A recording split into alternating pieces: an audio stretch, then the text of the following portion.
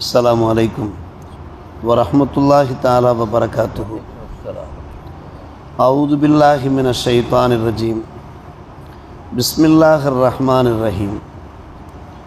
வலஇன் அதகனல் இன்சான மின்னா ரஹ்மத்தன் சும்ம நஸஅனாஹா மின்ஹு இன்னஹு லயஊசுன் கஃபூர்.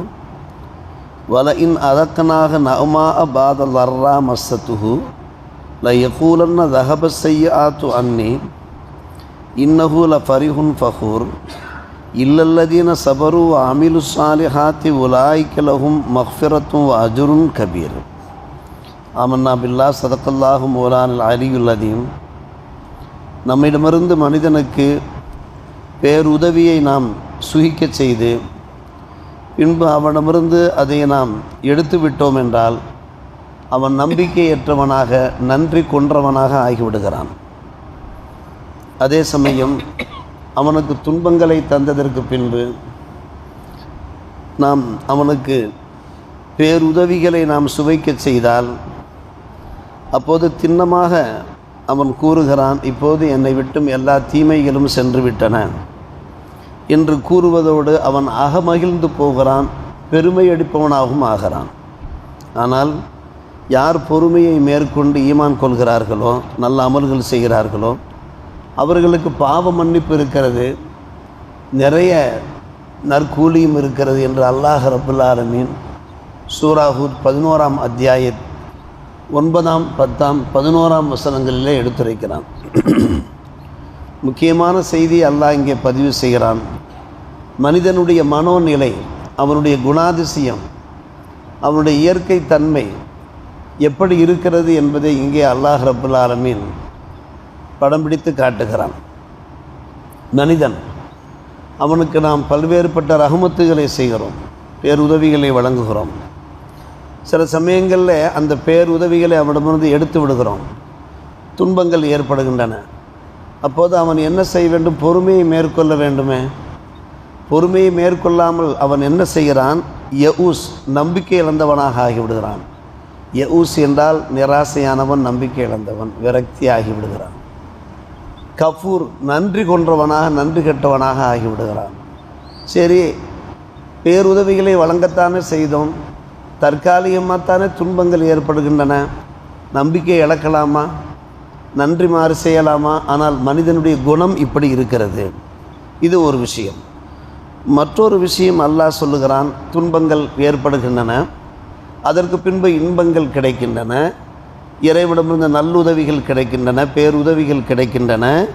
அதை நாம் வணங்குகிற போது அவன் என்ன சொல்லுகிறான் என்று கேட்டால், இப்போது என்னை விட்டும் எல்லா துன்பங்களும் அகன்று விட்டன, எல்லா தீமைகளும் என்னை விட்டும் சென்று விட்டன என்று சொல்றதோட லஃபரிஹுன், அவன் அகமகிழ்கிறான் மட்டுமல்ல, ஃபஹூரன், அவன் செருக்கடைகிறான், பெருமைப்படுகிறான்.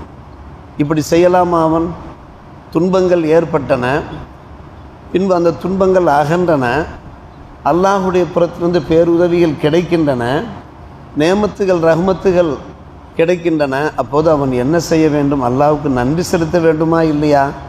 ஆனால் அவன் என்ன செய்யறான்? அகமகிழ்ந்து போகிறான், பெருமை எடுக்க ஆரம்பிக்கிறான். இந்த ஃபரிஹுன் ஃபஹூர், ஃபரிஹுன் என்றால் அகமகிழ்ந்து, மனசுக்குள் மகிழ்வதற்குத்தான் ஃபரிஹுன் என்று கூறுவார்கள். ஃபஹூர் என்றால் வெளியே தம்முடைய செருக்கை காட்டுவது, தம்முடைய பெருமையை வெளிப்படுத்துவதற்கு ஃபஹூர் என்பார்கள்.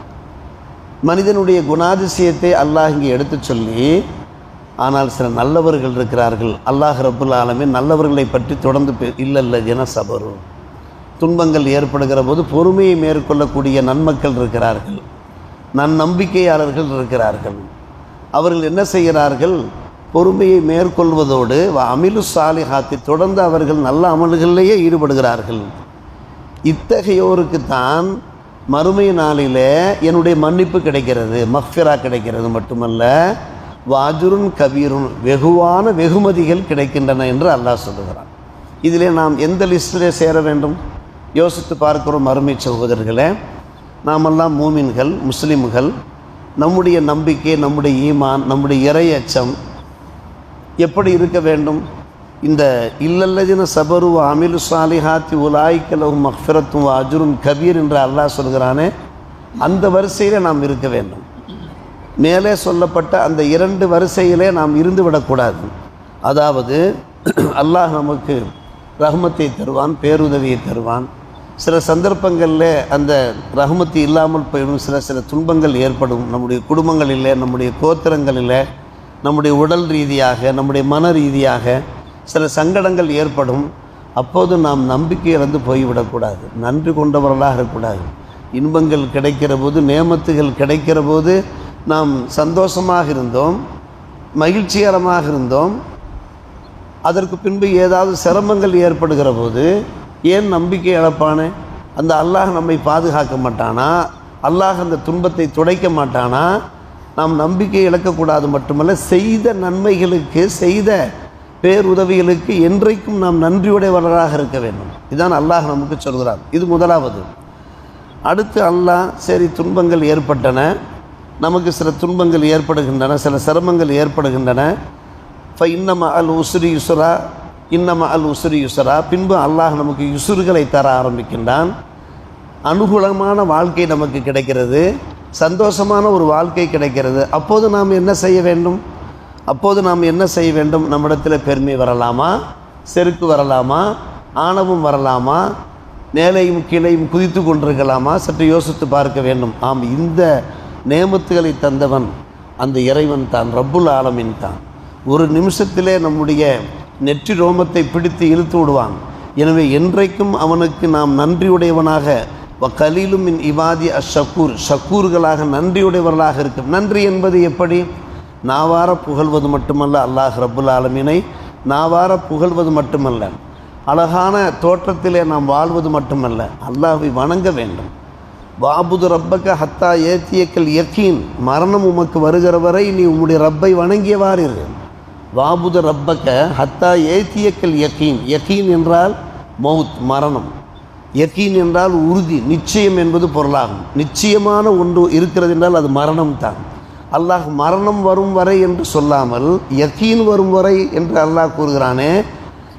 ஏன் மரணத்திற்கு யக்கீன், நிச்சயம், உறுதி என்று கூறுகிறான் என்றால், மரணம் நிச்சயம். ஒவ்வொரு மனிதனும் மரணித்தாக வேண்டும். அவன் அல்லாஹுடைய அழைப்பை ஏற்றாக வேண்டும். அதுவரை நாம் தொழுது கொண்டே இருக்க வேண்டும்.